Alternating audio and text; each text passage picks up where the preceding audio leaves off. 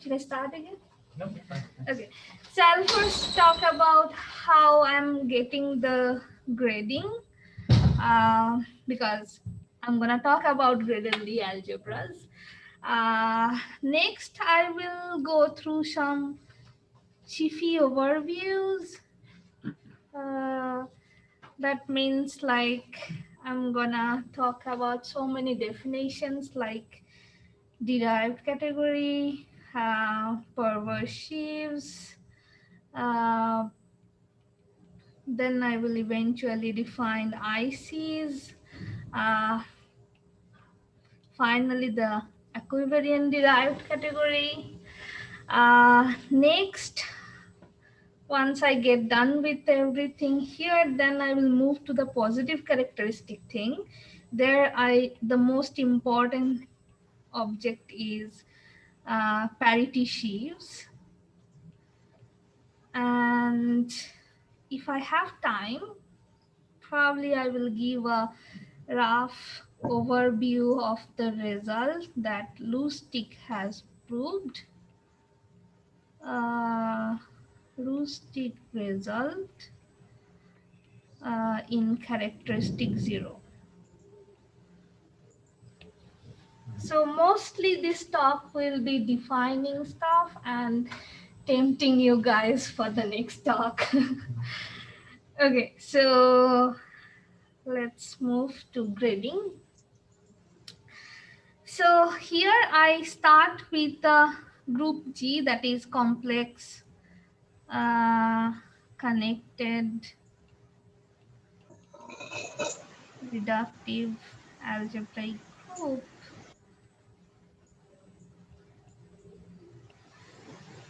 And next I will fix a co-character map that's from C star to G. This map is gonna give us the grading. So we know already we have action of G on the Lie algebra G. So this is the Lie algebra of G. That's the adjoint action.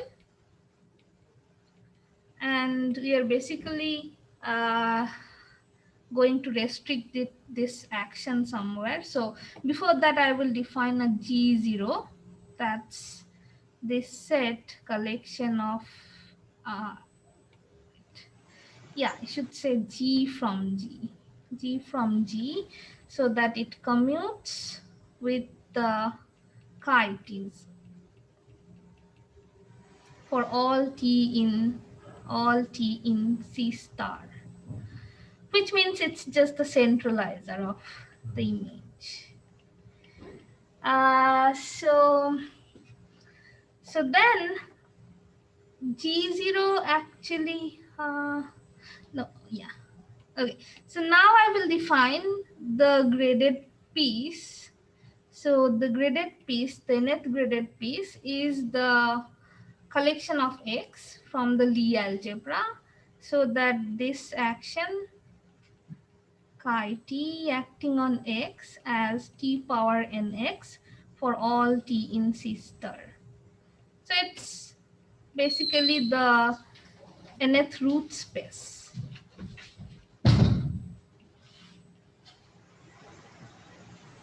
Okay, and these GNs actually defines a grading on G. So G is direct sum of GN. I should mention N is coming from the integer. And now you can see that G0 acts on the nth graded piece. Basically because G0 commutes with the image of chi. So yeah. Any question?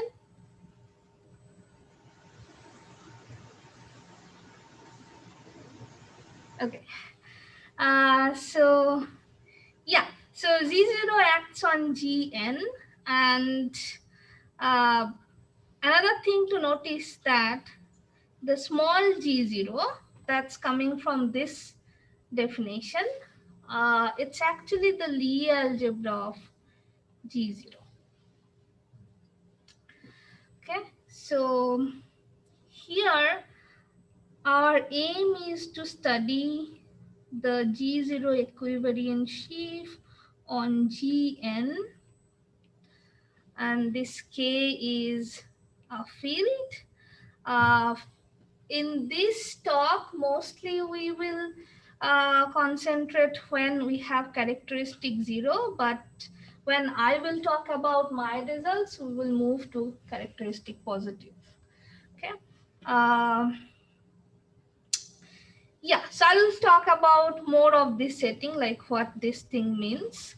So the next thing I'm gonna do is example. So example of grading. Okay.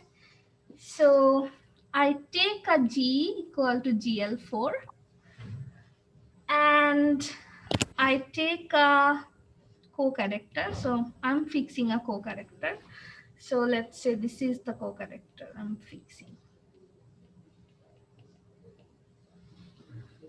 Okay, so then this co-character defines these graded pieces. So G1 is the collection of all matrices where I have non-zero entries in these stars. And G2 is just non-zero entry here. G minus 1 is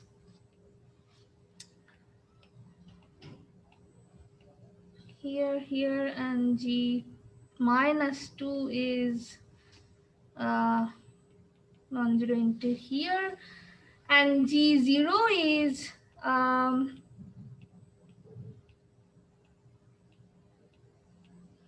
this one. And you can see like G is direct sum of G minus 2 minus 1, Z0, Z1, Z2. And another thing to notice is that G0, whose Lie algebra is this small G0, it's actually C star cross GL2. And it's easy to check that it's the centralizer of the image of chi that chi I defined above. Okay, so that's the example. Now I will first give you an overview what I'm going to do in these two talks. So this is uh, this box I will bring in my talk again and again, so that like just to keep track of what's new going on and what's already have done. Okay, so in this side I have the nilpotent cone. So nilpotent cone is just all the collection of all nilpotent elements. So if we are in a matrix group, for matrix group, it's just all nilpotent matrices.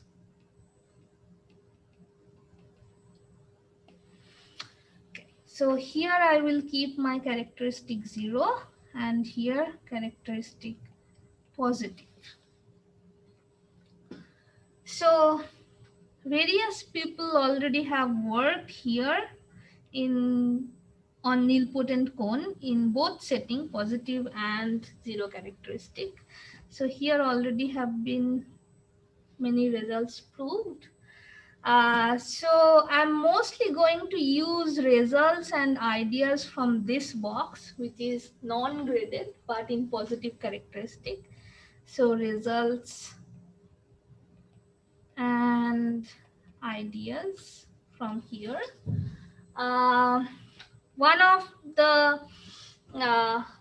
idea that I'm using, that's the Mautner conjecture, Mautner's cleanness conjecture, that I will not have time to define today, but in my next talk I will define what it is. Here Lusztig has some result, and that's our motivation. So we want to extend these results here. And so whatever we will see in this box, that will be new. That's going to be in my next talk. Okay, so we'll see how we can extend Lusztig results. That's coming from graded piece on characteristic 0, how to extend that in positive characteristic. Okay, so now I will go to the basic stuff like the sheafy overview. So here in this talk, we will mostly deal with sheaves of vector spaces over a field K. And again, for this talk, we are only focused on characteristic 0. So sheaf is a correspondence between the open sets on X and the vector spaces over K. Just a small example, probably the constant sheaf that assigns each open set to the collection of locally constant functions.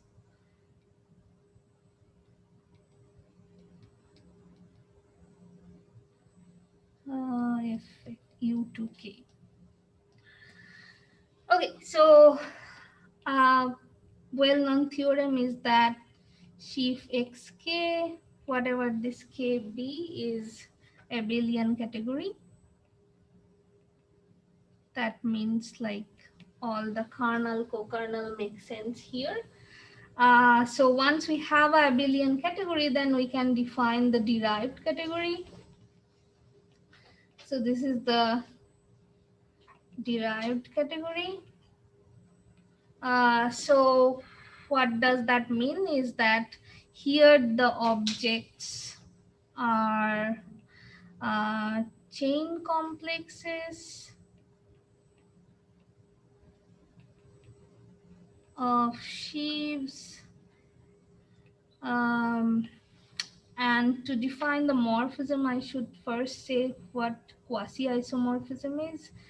So quasi-isomorphism, so that is a map from a sheaf complex to another sheaf complex, so that if I take the cohomology in each degree, then I have an isomorphism. This is an isomorphism for all n. So here the morphism in the derived category is chain maps. So their quasi-isomorphisms are also included, but we also add formally the inverses of quasi-isomorphism.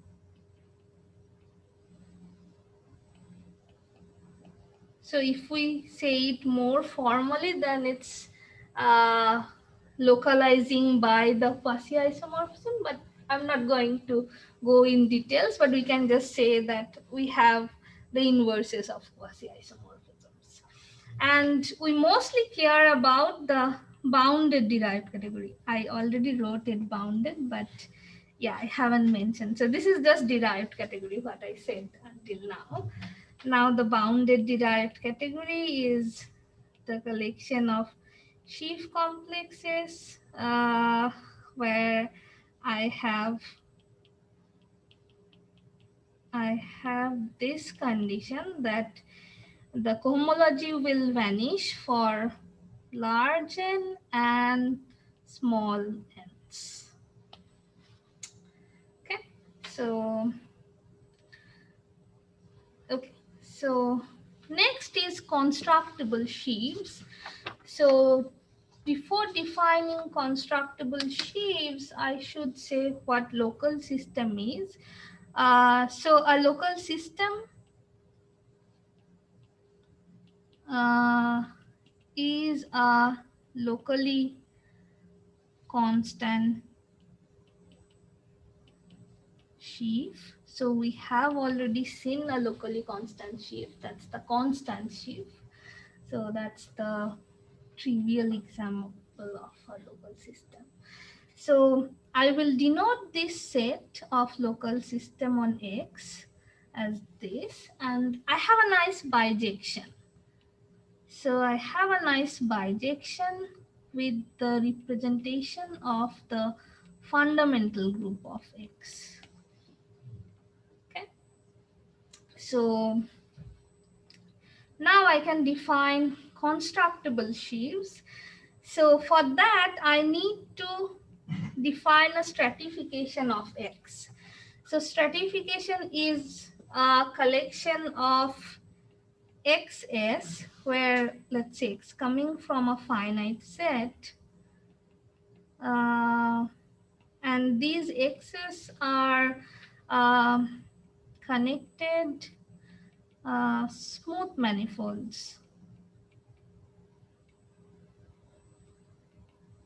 We have some extra condition that I'm not going to mention, but that's all going on here. So X is union of disjoint union of XS. So now a sheaf F from this category is constructible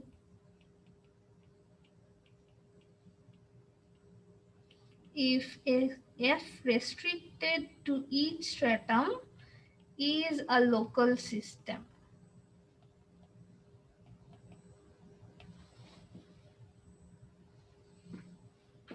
And a sheaf complex, that's the coming from the bounded derived category, is constructible if we take the cohomology in any degree, that is a constructible sheaf. So that follows the above definition.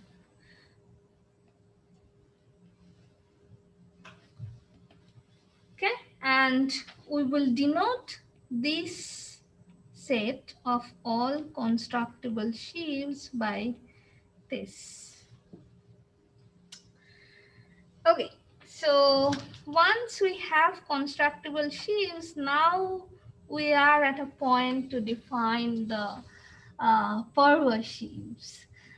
So to define perverse sheaves, before that I'm going to define two subcategories. These are full subcategories. So these are defined in this way, that I take a sheaf complex from the constructible sheaves and I put a condition that Hn of F restricted to XS should be 0 for n greater than minus dimension of XS. And also I define another full subcategory, that's again a collection of F from the constructible complexes, so that D of F belongs to the above category. So I'm going to say what D of F is.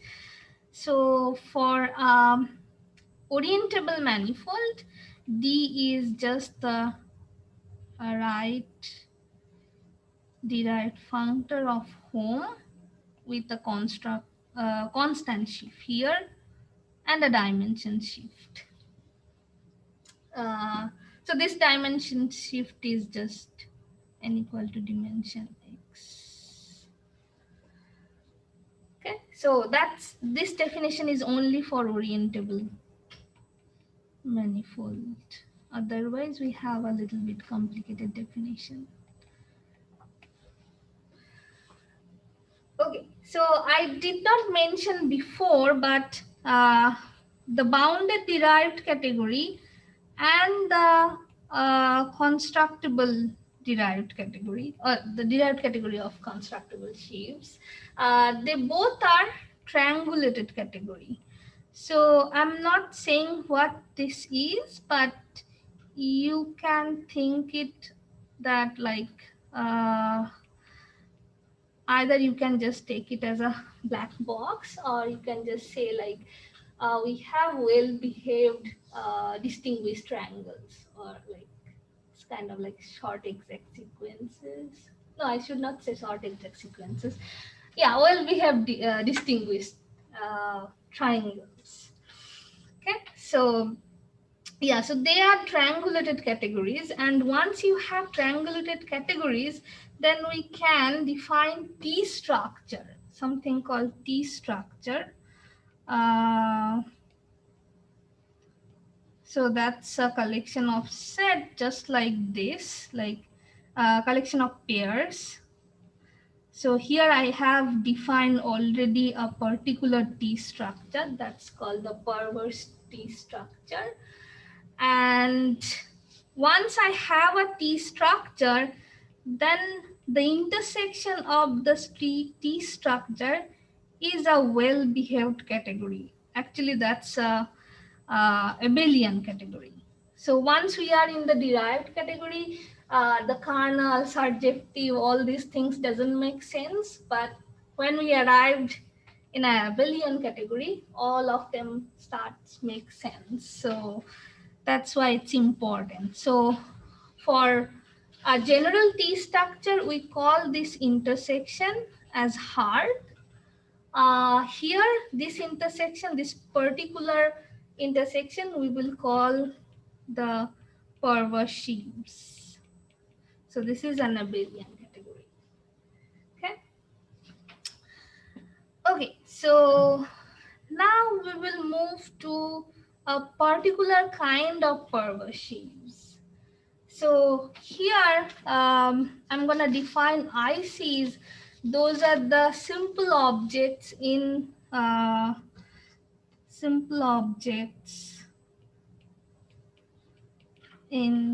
this category. So I will actually state a theorem for this. So if I take a local system, let L be a irreducible local system on a stratum XS, then there exists a simple object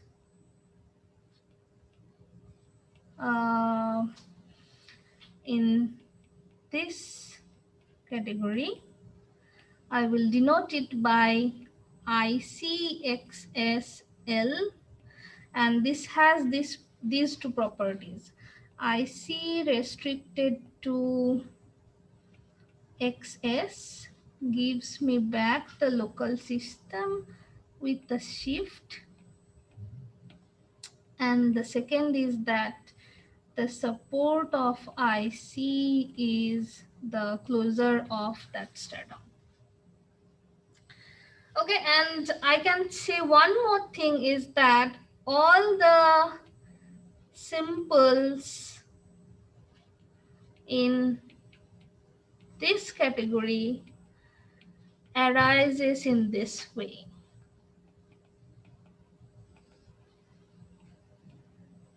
Okay.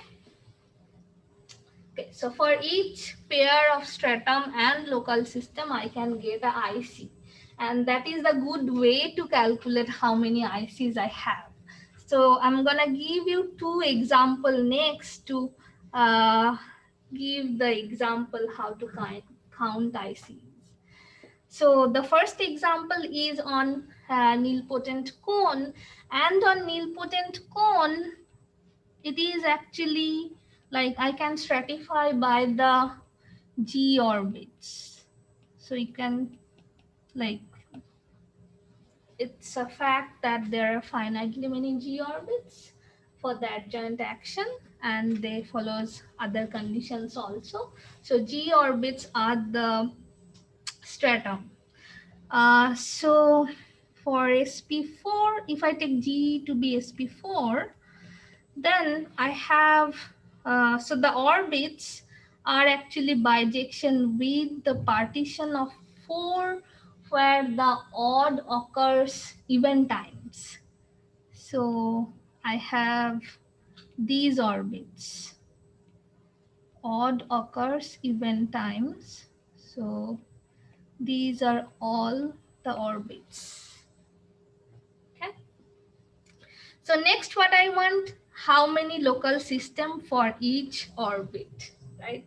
Because those will, like those pairs, stratum and the local system will give me IC.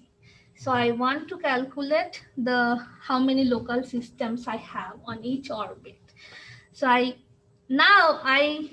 have that theorem that local systems are in bijection with the pi ones. So I actually need the pi ones for each orbit.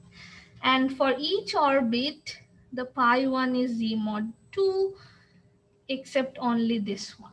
So this one has pi 1, 1. So that means if I count the number of orbits and the local systems, then I have 2 plus 2 plus 2 plus 1. That means 7 ICs in,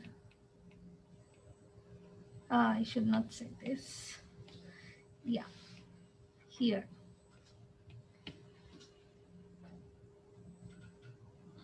Okay. So that's an example on the non-gridded setting on the nilpotent cone. Now I'm going to give you a example how to count ICs on gridded setting. Why did you remove the G? Just because you haven't defined equivariant? Yeah. Or some of these not equivariant? I just removed because I haven't defined it. Yeah. Okay. So now on GN, so we have already seen an example. So let me remind you this example. Yeah, so G equal to GL4 you have already seen, and so there you saw that G minus 1 was this collection, these non-zero entries in these positions. So yeah, okay, so I'm gonna write the representative of the orbits of the G0 orbits. So again, I should mention that, sorry.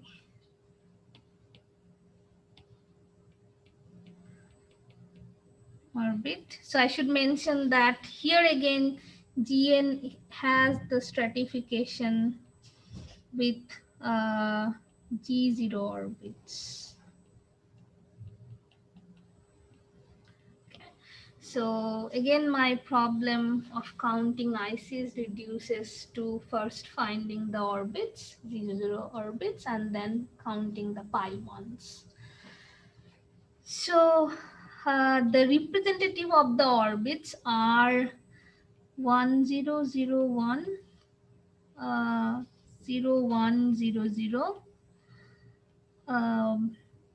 0101, and 0001. Okay, and all of them has pi 1 to be 1. That means yeah, that means I have 4 ICs on G minus 1. Okay. Okay, so next I will move to equivariant sheaves. So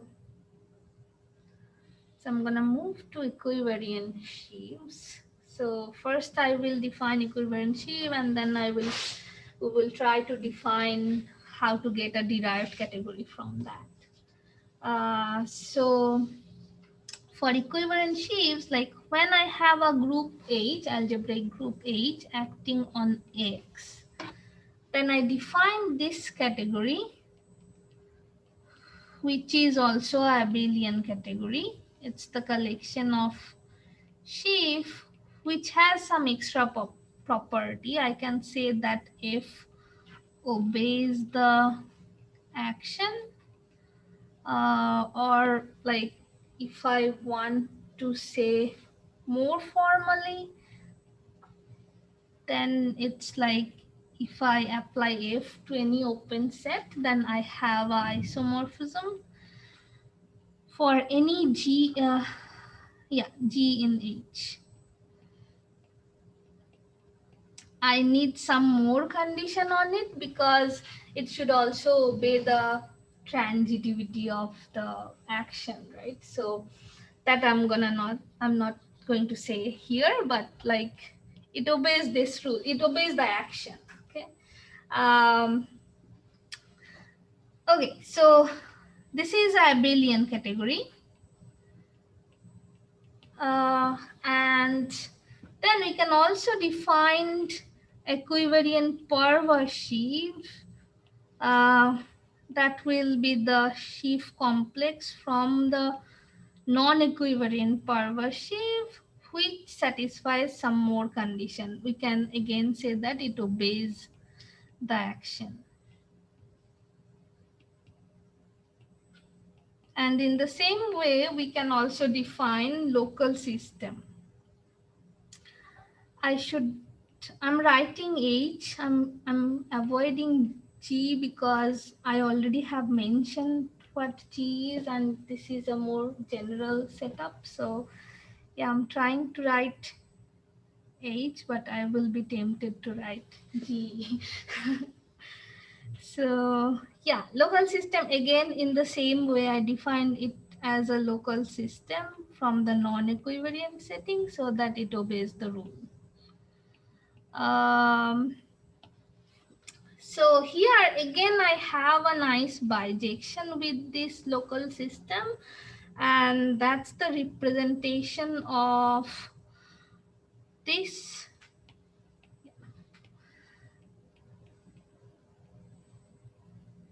group. So here Hx means the centralizer of X, where X is coming from X, and Hx0 is the identity component. Is that assuming something like? I think H should be connected.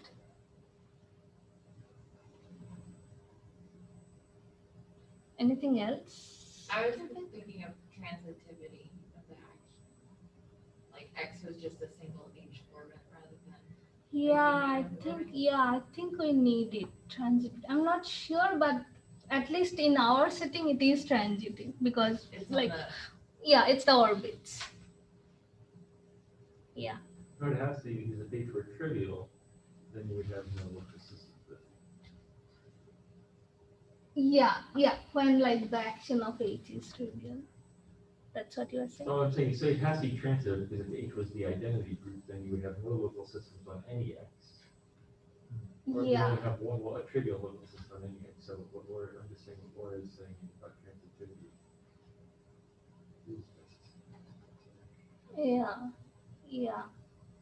Yeah, I think I also need the connectedness. I think H should be connected also. So connected and transitive.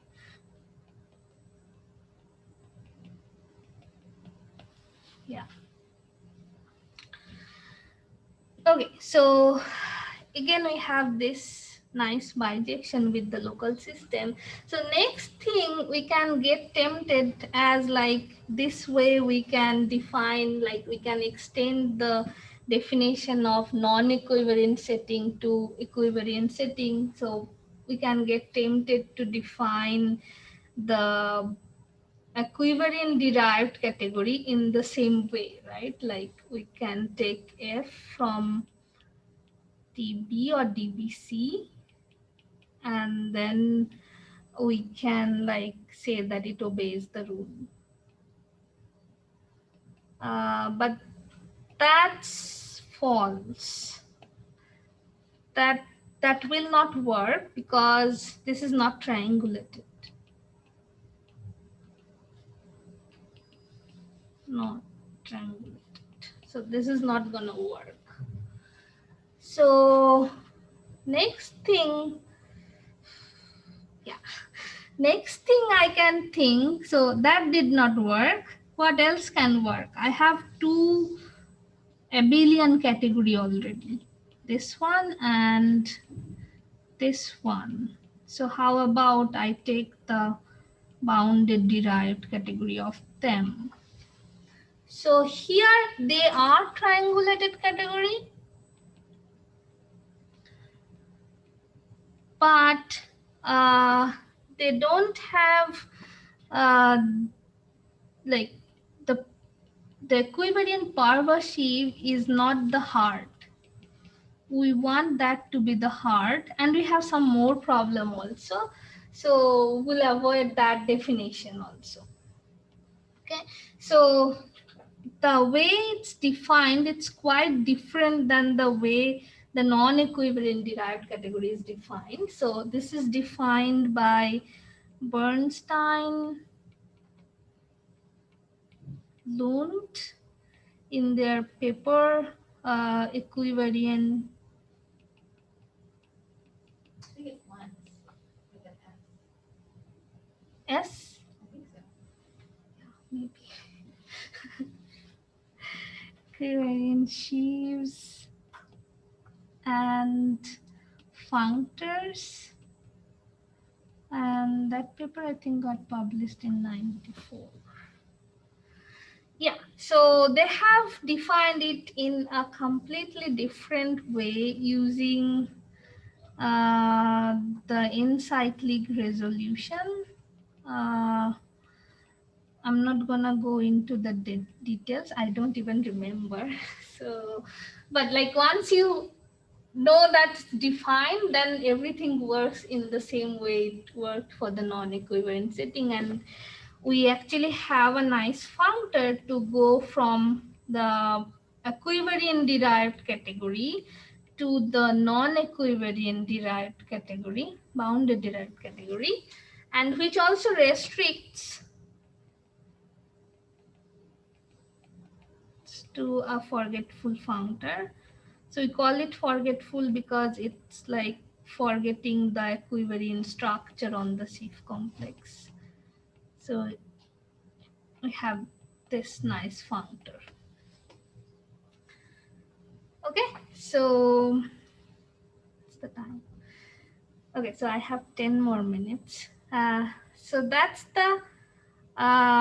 all about sheafy overview. Now I will move to parity sheaves.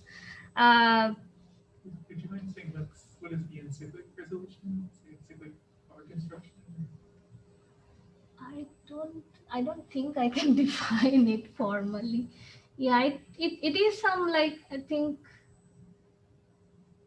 yeah maybe Laura can say that. Yeah, well, maybe a rough way to say it is like if you wanted to do equivariant homology, then the thing you want to do is you want to replace x with a space so that p acts freely, so that you can do the Borel construction. And just take a quotient. And the problem there is that usually that's not an algebraic variety, and we leave the land of algebraic geometry. And so instead you sort of approximate that space with like a finite dimensional approximation and take some kind of categorical limit. Okay. Do they spell it out in this paper? Yeah, it's a book. But they do. It's available on our online though. The libraries have purchased access to the Springer lecture notes for us, and I believe that's a Springer lecture. Mm-hmm.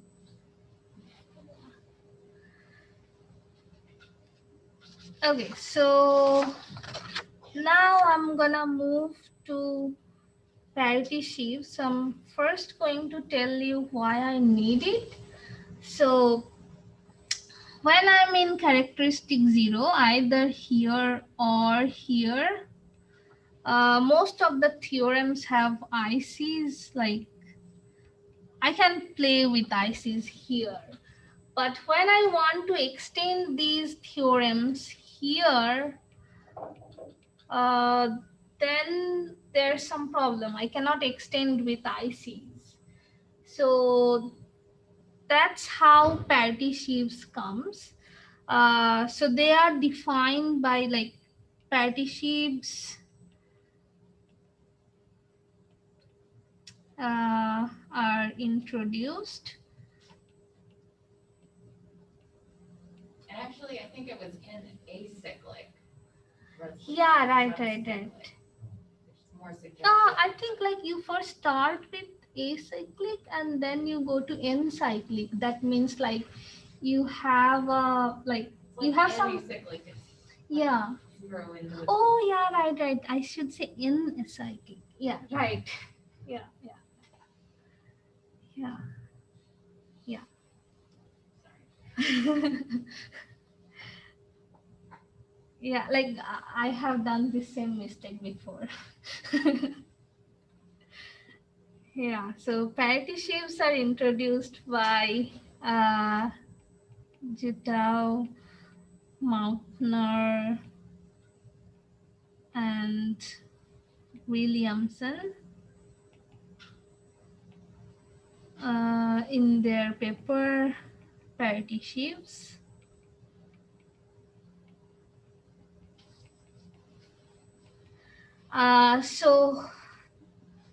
They are actually constructible complexes, constructible complexes defined on some stratified space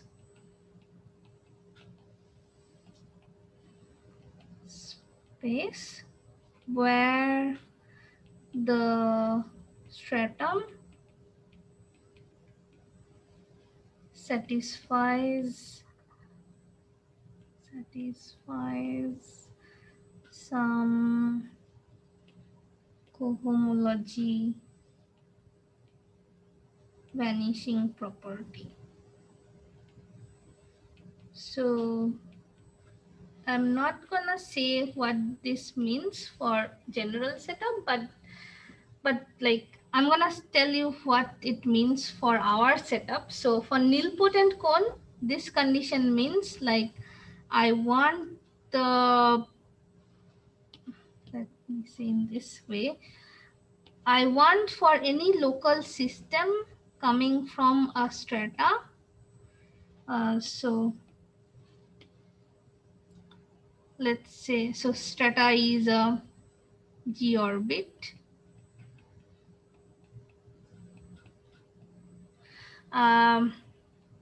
I want the G equivariant cohomology to vanish for odd degrees.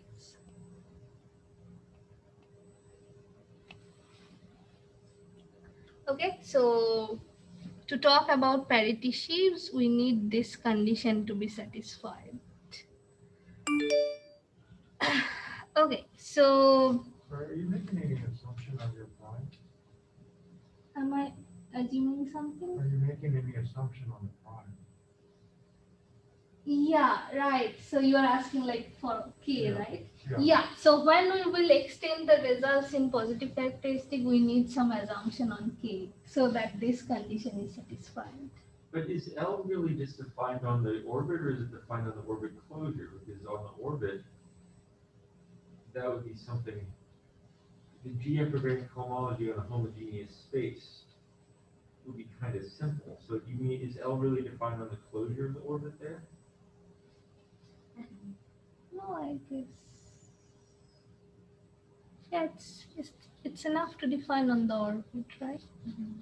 Yeah. I'm just thinking like, you take characteristic D, I mean, you may have finite limiting orbits, but the parameterization is not the same as the characteristic curve.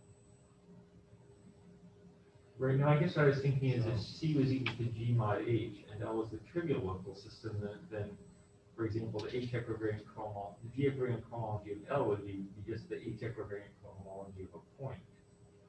So that's the kind of thing I'm thinking. It's just So that might be fine. H is disconnected, it's not easy. pardon me? H is like disconnected, it's not easy. It's not very easy. Um, I think that's always true. The G minus the equivariant column, the G minus is always the equivariant column, whatever that This is. doesn't always. Pardon me, what? Like the H is like 2 or something. I think that's not gonna hold, so. For me, that doesn't hold. For me, the odd degree thing doesn't hold. Yeah, so for that odd degree thing, we need some conditions on the field characteristic. Yeah. Okay, so now once we have this condition satisfied, then we can talk about parity sheaves. And again, the parity sheaves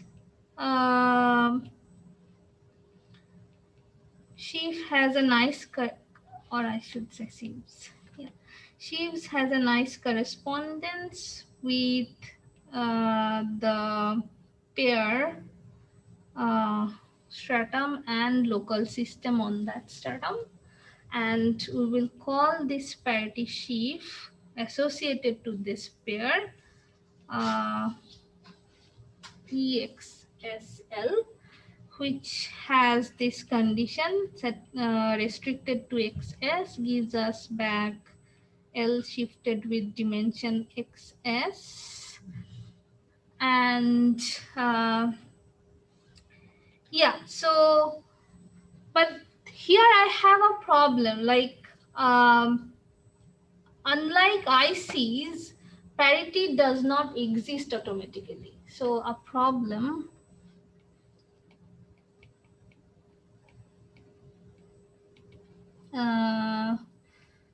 unlike ICs, parity does not exist automatically. So whenever I want to talk about parity sheaves, or I want to extend the theorem from characteristic 0, which are stated with ICs, if I want to extend that with replacing ICs with parity, I have an extra job to do to prove the existence of the parity. Okay, so yeah, so that's the problem. That's the extra problem that I have in positive characteristic. So I think I do not have time now. So sorry, I promised that I will state Lusztig's work, but that's for the next time.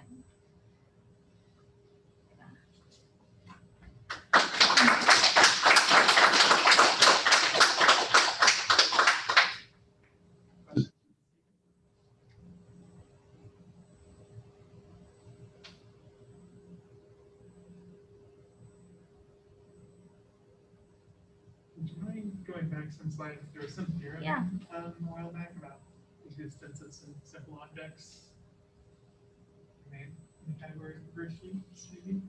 For the simple objects, I think so. If you have an irreducible local system, there is a theorem about it. are you? Oh, this one. Yes. Yeah. Maybe I'll just snap a picture, but I was just wondering what the conclusion of it was. So it's just the existence of IC that's corresponded to the pair. Yes. Is property 2 there equality, or is it just contained? It's equality. Yeah. It's sort of part of the definition of support. I see. Yeah. Support means that It's irreducible, so it has to be the closure. there are definitely examples of IC where if you look at the non-zero stops, they don't have, they might have zero stops on the boundary of the word, but you would still say this is like a text line.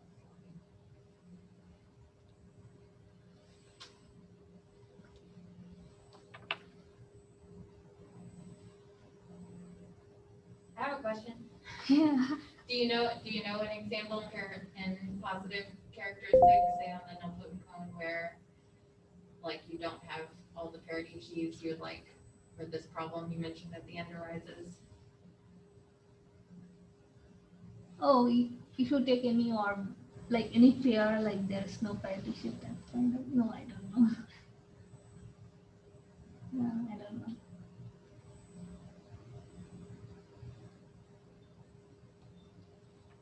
Any other questions? Okay, let's thank Tamanna again.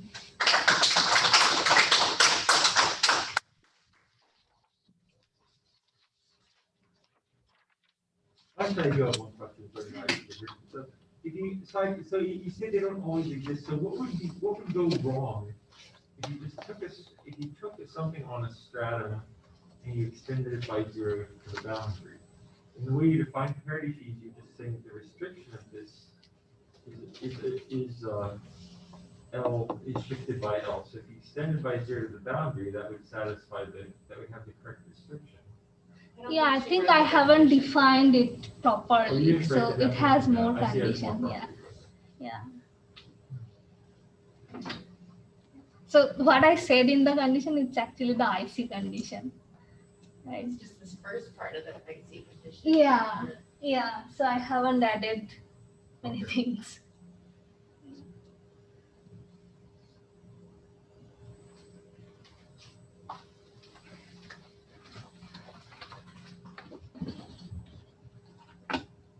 Okay, so